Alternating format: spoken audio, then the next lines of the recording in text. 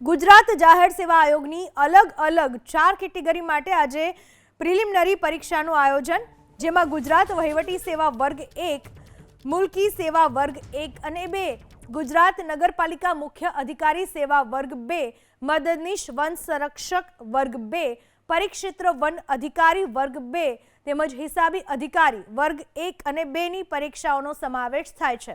રાજ્યના 19 જિલ્લાઓમાં કુલ 323 પરીક્ષા કેન્દ્રો ઉપર પરીક્ષા યોજાશે। વિવિધ કેડરની કુલ 268 જગ્યાઓ માટે આશરે 75,000થી વધુ ઉમેદવારો સવારે 11 થી બપોરે 2 વાગ્યા દરમિયાન પરીક્ષા આપશે। અમદાવાદ શહેરમાં કુલ 57 પરીક્ષા કેન્દ્રો ફાળવવામાં આવ્યા છે, જ્યાં 13,289 ઉમેદવારો પરીક્ષા આપશે। આ ઉમેદવારોમાં 13,073 સામાન્ય ઉમેદવારો અને 216 દિવ્યાંગ ઉમેદવારોનો સમાવેશ થાય છે। રાજ્યભરમાંથી કુલ 826 દિવ્યાંગ ઉમેદવારો આ પરીક્ષામાં બેસવાના છે, જેના માટે આયોગ દ્વારા નિયમોમાં ફેરફાર કરી વિશેષ વ્યવસ્થાઓ કરવામાં આવી છે। દિવ્યાંગ ઉમેદવારો માટે વિશેષ સુવિધાઓ અને 60 મિનિટનો વધારાનો સમય અપાશે।